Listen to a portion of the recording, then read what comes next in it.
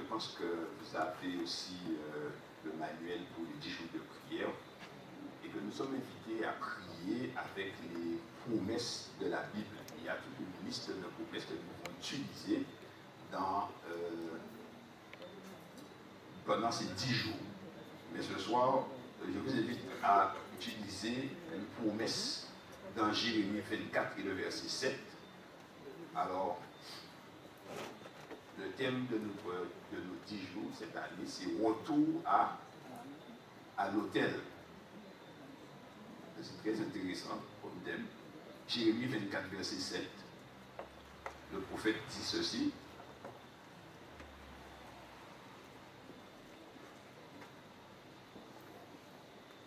Il dit, je leur donnerai un cœur pour qu'ils connaissent que je suis l'Éternel. Ils seront mon peuple et je serai leur Dieu, s'ils reviennent à moi de tout leur cœur. Alors ici, donc, ce que Dieu promet, c'est de donner un cœur pour que nous puissions connaître qu'il est l'Éternel. Et il dit que je suis l'Éternel et ils seront mon peuple et je serai leur Dieu. C'est vrai que ce texte semble très simple. Mais aujourd'hui, on doit vraiment se poser la question, est-ce que nous voulons que l'Éternel soit notre Dieu? Vous allez me dire, mais dire ça à une assemblée adventiste, mais oui, parce qu'aujourd'hui, il y a un grand mouvement qui se fait dans la population et même au milieu de l'Église, des gens qui retournent aux ancêtres et qui abandonnent la foi chrétienne pour accepter d'autres dieux. Et les dieux que connaissaient les ancêtres qui sont venus esclaves ici. Donc on retourne, en fait, on est retourné sur les terres ancestrales et donc on a repris les dieux ancestraux. Alors, Dieu, ici c'était le problème d'Israël aussi, hein. Ils voulaient être comme les Cananéens. Et là, Dieu dit, ils vont dire que je suis l'Éternel, ils vont reconnaître que je serai l'Éternel, leur Dieu. Donc, dans ce texte, nous sommes appelés effectivement à choisir Dieu comme étant notre Dieu et nous pouvons prier pour dire à Dieu, oh Dieu, nous sommes reconnaissants de ce que tu nous appelles, alors que nous nous sommes éloignés et avons rompu notre relation avec toi. Nous bénéficions de ton amour infini en nous attirant inlassablement à toi chaque jour, à chaque instant. Nous te remercions, mon Père, pour cet amour toujours en quête des pécheurs. Eh bien, nous avons à choisir Dieu comme notre Dieu. Ça paraît très simple, mais c'est une réalité aujourd'hui. Nous devons réaffirmer que Dieu est notre Dieu. Alors, il dit après ceci, ils seront mon peuple et je serai leur Dieu s'ils reviennent à moi de tout leur cœur. Vous savez, le problème, c'est le cœur. Parce que notre bouche peut dire beaucoup de choses. Nous pouvons faire beaucoup d'actions et cependant est très éloigné de Dieu.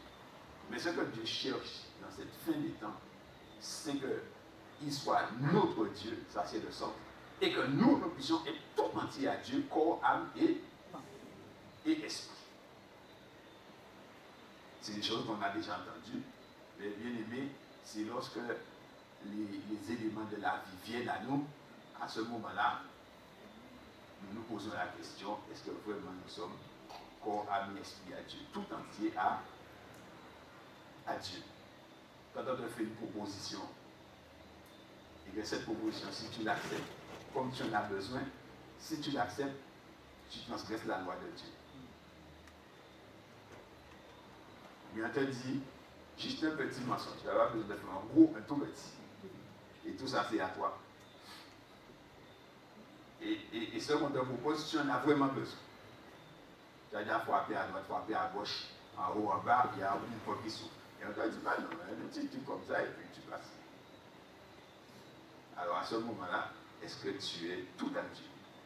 Tout à Dieu, c'est que tu vas renoncer à ça, comme Jésus. Tu seras en galère, mais tu vas rester avec Dieu. En fait, c'est ça. Ça vient du cœur.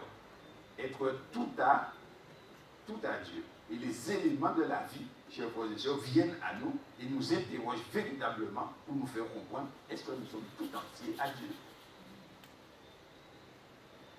Et Dieu dit que dans le temps où nous viendrons de tout notre cœur, eh bien, nous serons son peuple.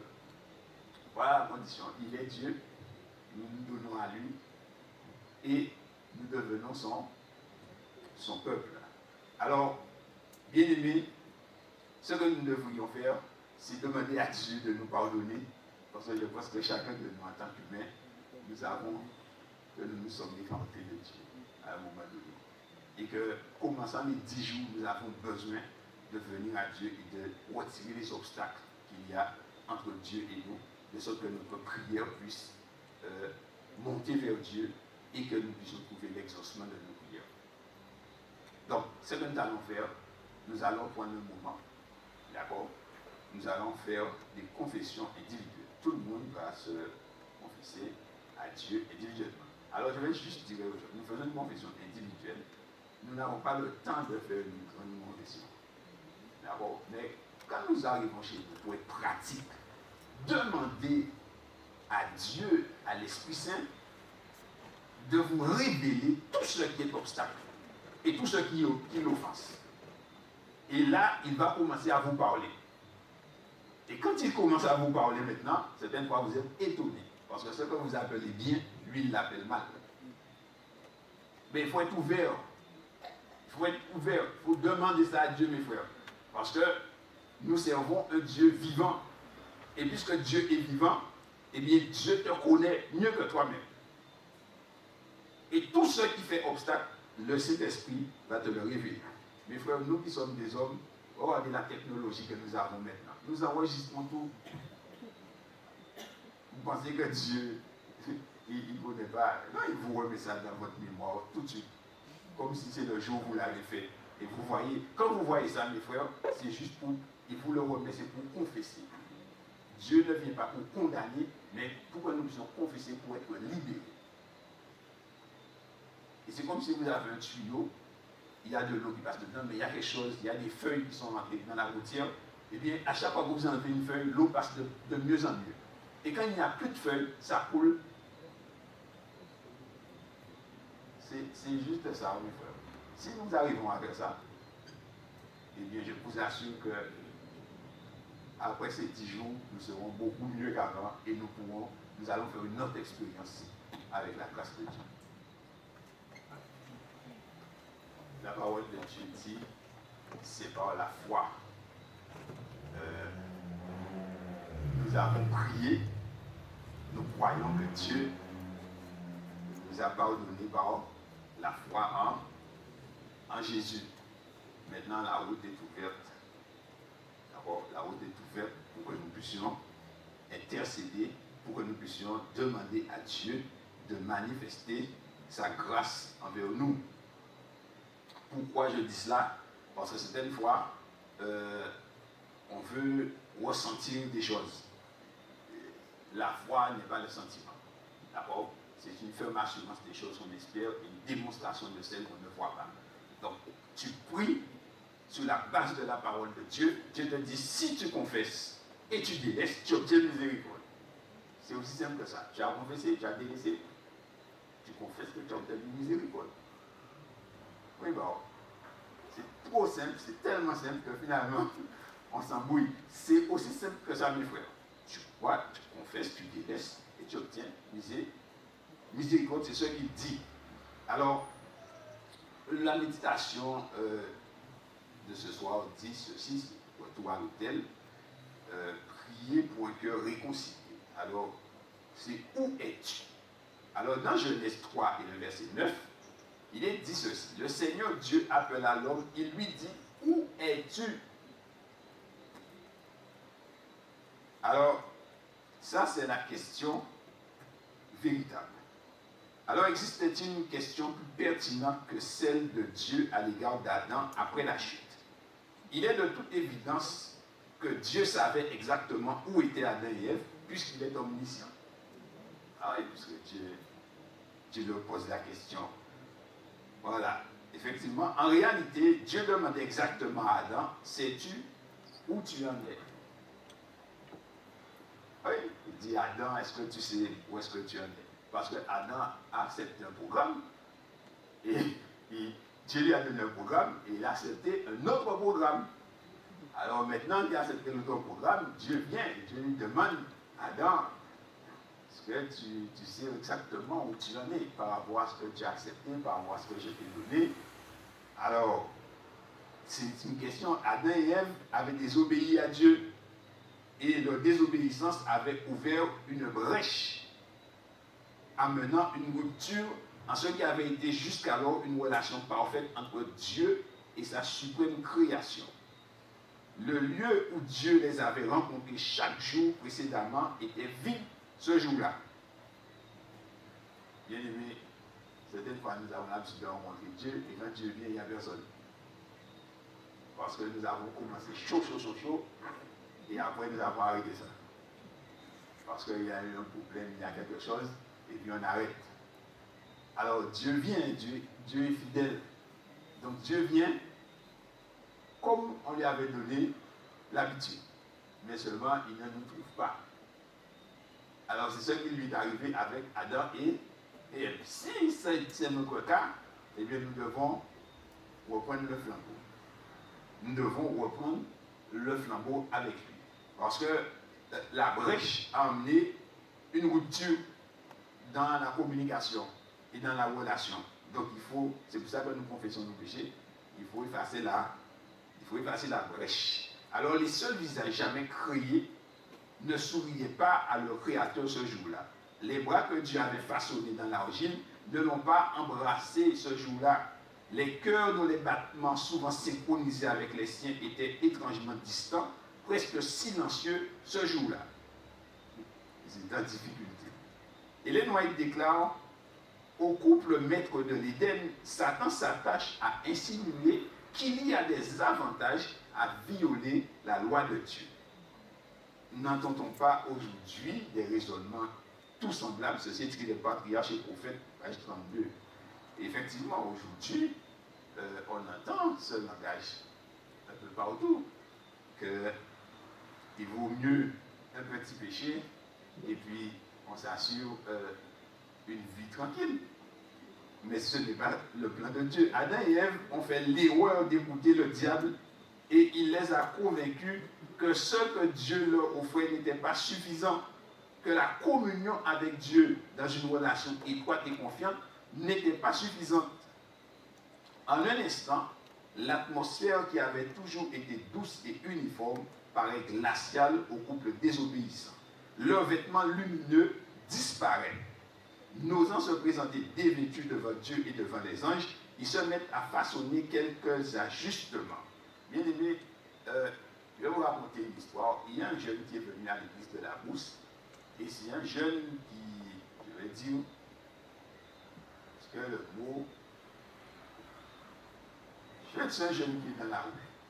Voilà, ça parle un peu, pour donner une image. Donc, il vient à l'église, il y avait une campagne, et il y a un jeune de l'église qui l'a invité, c'est un de ses amis, qui l'a emmené, il est venu 4 jours à l'église. 4 jours, exactement. Après, il a disparu. Et le jeune est parti à sa recherche. Il est parti à sa recherche, il ne le voit pas. Et il se trouvait que ce jeune homme avait un vieillard auprès de qui il allait. Et du côté de Blanchard. Donc il se dispose et il va, il cherche, et il voit la maison. Donc il va demander à cet homme, est-ce qu'il a vu le jeune homme parce qu'il ne le voit plus. Et je crois que cet homme-là, il est témoin de Jéhovah. L'homme âgé, c'est un témoin de Jéhovah. Et l'homme lui dit, ah bon, c'est toi un tel? Il dit oui. Il dit, ah, il m'a dit que tu l'emmènes au temple. Il va au temple avec toi. Il a dit, quand je l'ai vu, il avait une lumière sur lui. 4 jours qu'il a fait. Il avait une lumière sur lui. Il dit, écoute, et emmène-le toujours là-bas. Ne le laisse pas sortir. Emmène-le toujours là-bas. C'est que bien aimé, quand nous sommes, il n'est pas adventiste, hein, mes frères. Il est venu 4 jours. Mais nous sommes dans la maison de Dieu tout le temps. Et nous sommes les enfants de Dieu. Qu'est-ce que vous avez dit? Non, je ne suis pas dans... Ce que je veux vous faire voir, mes frères, c'est que c'est pas que nous n'avons pas la lumière. C'est pas obligé que tout le monde voit la lumière sur nous. Mais c'est que la lumière est là, en réalité. Parce que puisque nous avons fait alliance avec Dieu, comme Adam et Ève étaient entourés de vêtements de lumière, eh bien la lumière de la grâce est sur nous. Et regardez, mes frères, par expérience, quand quelqu'un est dans l'église, vous voyez la personne est d'une manière. Quand la personne a abandonné l'évangile, vous voyez que son visage change. Pourquoi? Parce que la lumière est sortie sur lui. La lumière est sortie sur lui. Donc, nous sommes vraiment des enfants de Dieu. Mais certaines fois, nous doutons de notre statut, en fait. C'est une réalité, mes frères. C'est une réalité. La lumière de Dieu est sur nous. Et c'est pourquoi que nous devons garder cela précieusement. Parce que le vêtement qu'Adam et Ève a perdu, mais grâce à Jésus, nous l'avons retrouvé. Et c'est ce qui est extraordinaire pour nous. Alors, il dit, ils n'ont pas osé se présenter devant Dieu et ils ont fait des feuilles de figuier. Alors, des vêtements de figuier, de feuilles de figuier. Il dit, en outre, l'amour et la paix qui jusqu'alors ont été leur partage font place à un sentiment de culpabilité et de désenchantement. Ils ont vu qu'ils se sont fait tromper. Et à une frayeur de l'avenir.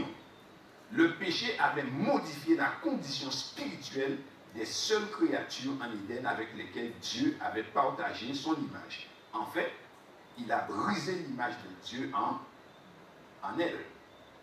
Depuis la relation brisée d'Adam et Ève avec Dieu jusqu'à l'accroissement des liens rompus dont nous sommes témoins à travers le monde entier, rien n'est plus important que retrouver la communion, l'harmonie avec Dieu. Après bien des millénaires, les mensonges qui ont fait tomber Adam et Ève n'ont pas changé. Satan prétend toujours que Dieu nous cache quelque chose, qu'on ne peut pas lui faire confiance, qu'il n'est pas suffisant. Ce message est particulièrement séduisant à une époque numérique imprégnée par la technologie où davantage de connexions promettent une sorte de nirvana spirituel, un état supérieur dans lequel nous contrôlons notre destin au lieu de nous incliner devant le Dieu qui nous a créés. Certaines personnes sont connectées H24. Mais, mes amis, la technologie n'est pas une mauvaise chose. Mais il ne faut pas que nous devenions esclaves de quoi que ce soit. Et il faut surtout que nous puissions soigner notre connexion avec Dieu. Parce que c'est par là que nous recevons la force. Ainsi, il est temps de rejeter les mensonges de Satan et de revenir à celui qui nous a aimés d'un amour éternel, à celui qui nous attire à lui par sa bonté. Chers frères et sœurs, lorsque nous prions le Seigneur. D'accord? Et je vais dire quelque chose, nous sommes adventistes du 7e jour. Le Christ est mort pour nous. Dans l'Église, nous avons l'esprit de prophétie, nous avons la Bible. Et dans l'esprit de prophétie et dans la Bible, nous trouvons un Dieu vivant. D'accord? Nous trouvons un Dieu réel. Nous ne trouvons pas un Dieu qui est à 10 000 km. Hein. Il est tout près de nous et il est avec nous. D'accord? Seulement, ce qui se passe, certaines fois nous faisons un peu comme les acteurs. Nous faisons passer la réalité, les acteurs font passer la fiction pour la réalité. D'accord? Et la réalité passe pour une fiction. Et c'est ça en fait qui se passe. C'est que Dieu a rétabli la relation par Jésus. Mais nous avons du mal à croire à ça. Je vais vous poser une question, mes frères. Est-ce que vous croyez au volant, au souvenir? vous riez, et déjà, à bon antillais, vous riez déjà. Voilà, ça existe.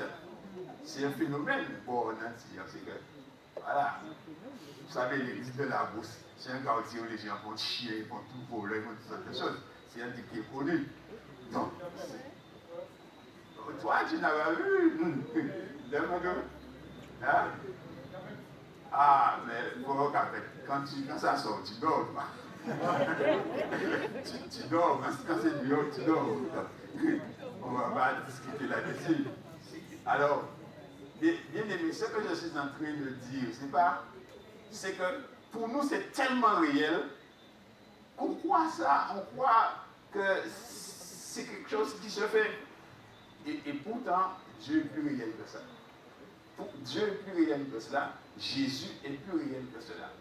Voyez? Ces gens-là, en fait, ils exercent simplement une foi dans ces choses-là. Et pour eux, ça devient une réalité. Mais nous exerçons une foi dans la parole de Dieu. Et Dieu est devenu réel. D'accord? Et ce que je veux dire, puisqu'on est dans les 10 jours, on prie. Comprenez bien ce que je suis en train de dire. On prie. Oui, on prie. On chante. Oui, on chante. Les Juifs chantaient, ils priaient, ils ont crucifié Jésus. Pourquoi? Parce que Dieu n'était pas dans leur cœur. Ils faisaient tout ça, mais Dieu n'était pas dans leur cœur. Dieu n'était pas réel pour eux. Ils organisaient leur propre programme, bien qu'ils avaient la parole de Dieu. Tandis que là, celui qui reconnaît véritablement que Dieu est, il se soumet à Dieu pour faire la volonté de Dieu. Voilà.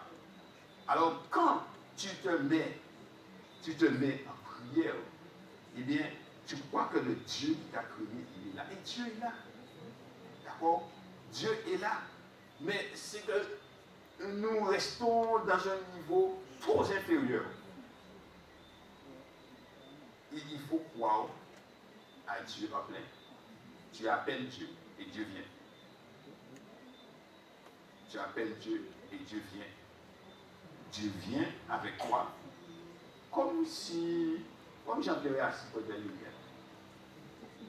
J'étais en train de préparer une prédication, je faisais une campagne, et je suis dans la maison, mais j'avais allumé une lampe, et pendant que j'écris, je me rends compte qu'il y a une deuxième lampe qui est allumée.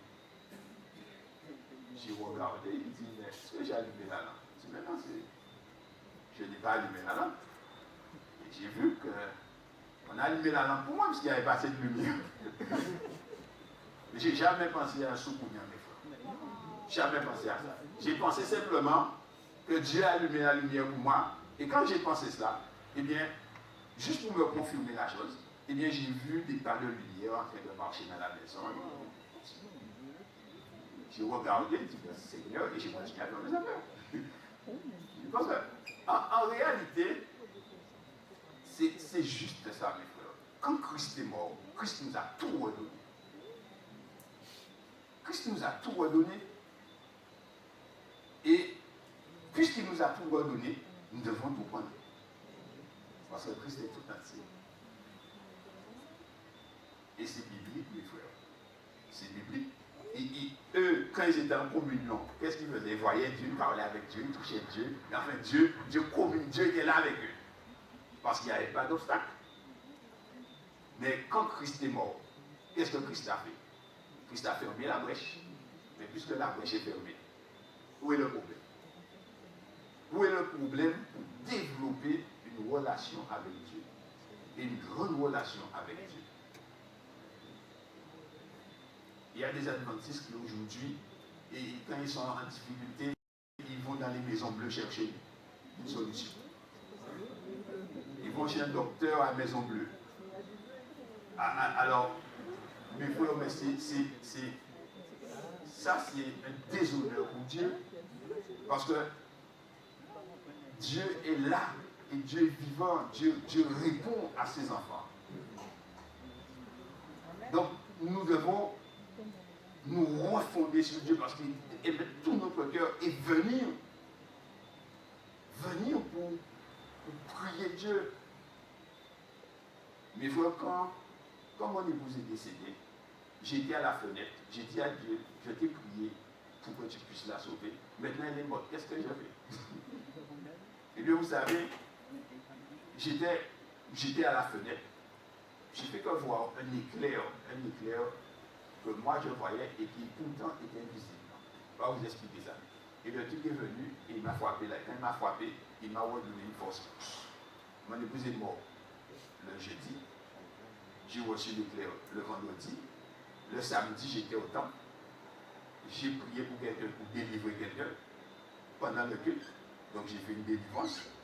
Et j'ai prêché sur la plage pour appeler les gens à accepter Jésus. Donc, c'est pourquoi je vous dis que nous sommes les enfants de Dieu. Je suis pas venu ici pour vous dire, mes frères, que oui, mes frères, quelqu'un peut chuter, quelqu'un peut pécher. Si nous confessons, il est fidèle et juste pour nous pardonner et pour nous purifier de toutes nos. Maintenant, ce que Dieu nous demande, c'est de nous relever.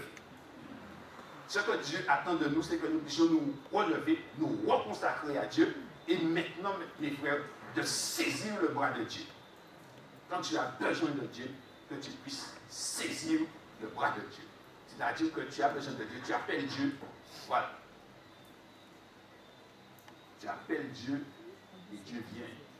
Bien aimé, ça fait longtemps, ça fait presque 11 ans que je ne suis pas venu ici, mais je vous donne ce que Dieu m'a donné parce que c'est ici que j'ai été nourri, c'est ici que j'ai été élevé. Vous savez, quand vous priez pour les gens, tout le monde ne vous aide pas. Eh bien, quelqu'un m'a envoyé une délégation de démons à la maison.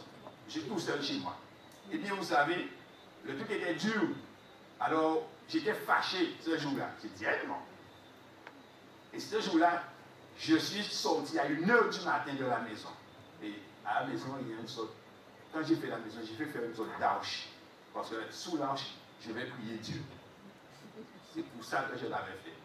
Et quand je suis sorti, j'ai dit Seigneur, j'ai appelé Dieu, j'ai dit l'Éternel. Mais il ne faut pas que tu laisses cette classe le faire. Il faut que tu répondes pour moi. Réponds-moi maintenant et viens. Et j'ai fait comme Abraham, j'ai levé mes bras au ciel, j'ai dit l'Éternel, Dieu d'Abraham, d'Isaac et de Jacob, viens car j'ai besoin de toi. Mais bien aimé, tout le ciel s'est mis à vibrer. Et j'ai vu une sorte de nébuleuse sortir de l'est. De là, une sorte de grosse boule et qui bouge dans tout le ciel. Et il est venu et il s'est mis en face de l'arche. Et il est resté là et je lui ai parlé. Et je lui ai dit, tu m'as délivré là ça, elle fait rester en place. Quand tu appelles, il vient. Il faut que vous me connaissez, je suis bien étranger, j'étais ici. Hein. D'accord? J'étais ici avec vous, je suis dans le pays. Mais ce que je veux vous dire, c'est que le Dieu que nous servons est vraiment réel. Et que si nous nous disposons à le chercher de tout notre cœur, alors l'Éternel vient. L'Éternel vient à nous. L'Éternel va nous inspirer, il va nous guider. Et c'est comme dit la Bible, chacun de nous deviendra une puissance. C'est pas parce qu'on sera puissant, parce qu'on est... Non, c'est parce que l'Éternel simplement fera les choses pour nous. Et c'est... Voyez mes frères, je suis tout simple. C'est pour vous dire, bien aimé, que c'est juste ça, en fait, que Dieu veut. Revenir à Dieu. Revenir. Retour à l'autel. D'accord? Que nous puissions être réconciliés avec Dieu. Mes frères, je vais faire en sorte de ne pas trop parler, parce que je me surveille.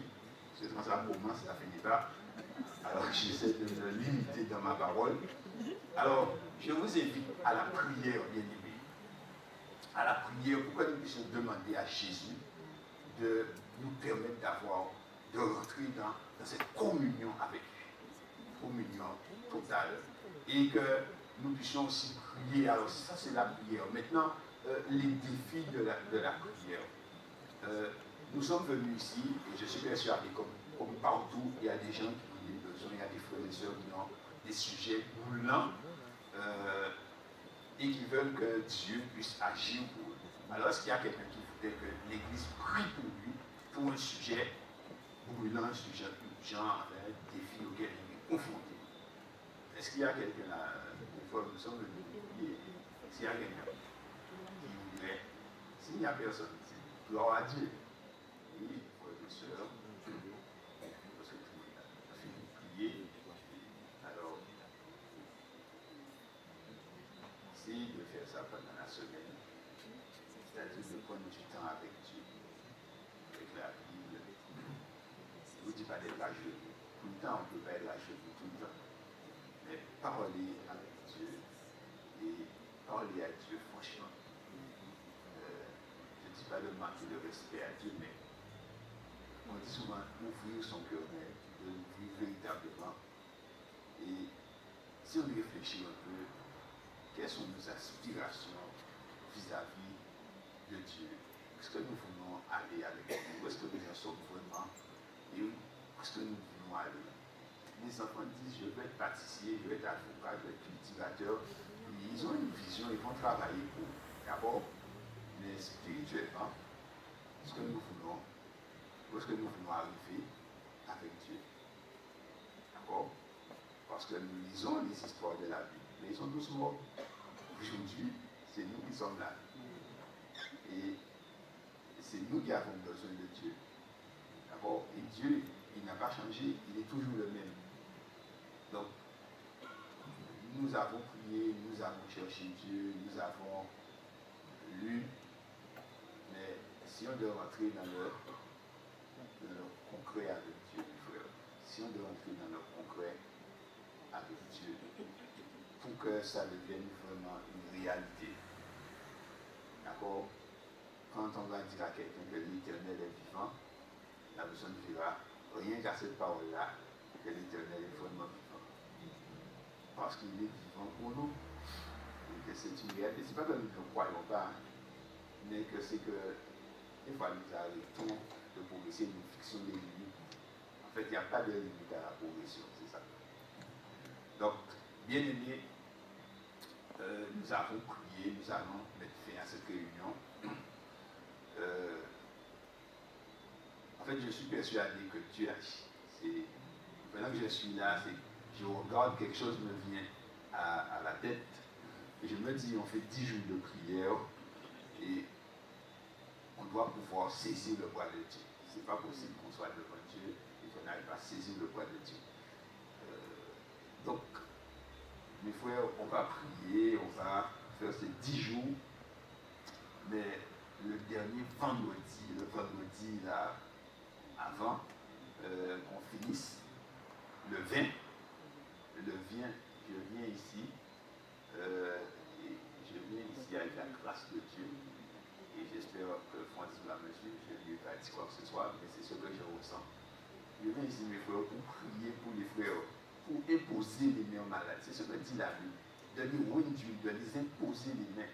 Pas normal qu'on soit une assemblée, que nous sommes tous, et que rien ne se passe. Mes frères, c'est Dieu qui fait. Alors, il faut à un moment donné se jeter à l'eau. Alors, nous allons faire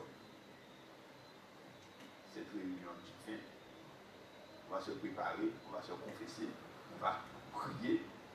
Et le 20, on va prier pour que Dieu puisse passer dans l'assemblée, guérir les malades. Et ceux qui sont malades, mais on sera là. Si tu veux me suivre, sinon, on va imposer les mains aux malades selon la parole de Dieu. Moi, je crois à cela. Pas plus que samedi, je l'ai fait dans l'église, on avait une situation et Dieu a répondu radicalement. Donc, je crois à cela, mes frères. Je crois que l'église, c'est une église qui prie. Je ne vais pas vous retenir tout longtemps. On va se mettre debout, on va chanter le 602. Mais on prend rendez-vous, mes frères, et on se prépare dans l'humiliation, dans la confession. Et on prie. L'église va prier. Et nous allons aussi intercéder pour que Dieu puisse agir. Et à vous. Oui. Éternel, Dieu d'Abraham, d'Isaac et de Jacob, c'est toi qui es l'Éternel, le grand Dieu de l'univers. Seigneur éternel, nous venons d'ouvrir ces 10 jours de prière. Seigneur, étends ton bras puissant, éternel, mon Dieu, sur cette assemblée. Manifeste ta force au milieu de nous. Car nous sommes venus, Seigneur, mon Dieu, pour chercher ta face. Et pendant 10 jours, nous allons nous humilier devant toi, Seigneur. Pendant 10 jours, Seigneur, dès le matin, nous allons nous lever pour crier à l'Éternel. Alors, Seigneur, fais-nous grâce et miséricorde. Seigneur éternel, mon Dieu, nous te prions dans tes grandes compassions, Seigneur. Passe dans nos rangs, Seigneur. Relève tes enfants, Seigneur. Relève ton Église ici, Seigneur. Manifeste ta force et ta bonté envers tes enfants, Seigneur. En bénissant, Seigneur, mon Dieu, tes enfants. Papa, tu connais les besoins de chacun. Tu connais la tristesse qui étreint les cœurs. Tu connais les pleurs secrets. Tu connais les cris qui montent devant toi. Alors, l'Éternel, notre Dieu, notre Père, nous crions à toi de cœur sincère. Ô Éternel, entends la prière et la supplication de tes enfants ici à Chevel. Donne gloire à ton nom et magnifie ton nom, Seigneur, pendant ces 10 jours, en bénissant ton peuple ici, Seigneur. Car cette Église a porté ton nom, ô Seigneur. Maintenant, Seigneur, bénis encore ton Église, afin qu'elle porte ton nom encore plus haut, et que l'on puisse dire, Seigneur mon Dieu, que le Dieu qui est à Chevel est véritablement Dieu, et que c'est lui qui est l'Éternel. Bénis ton Église, manifeste-toi au milieu d'elle, Seigneur, et fais-la encore grandir en toi. Seigneur, nous allons partir. Nous te demandons de nous raccompagner. Je te fais une prière spéciale puisque j'ai dépassé l'heure, Seigneur. Donne la force aux enfants qui vont à l'école. Donne la force aux parents. Multiplie tes faveurs et accomplis la promesse que tu as faite selon ta parole, que tu fais rajeunir comme l'aigle ceux qui te servent, et que, Seigneur, mon Dieu, tu leur donnes la force mentale, physique, morale, psychique et spirituelle. Bénis donc ton peuple et renvoie-nous avec ta paix dans le puissant nom de Jésus et pour ta gloire. Amen. Amen. Bien-aimé, que Dieu vous bénisse.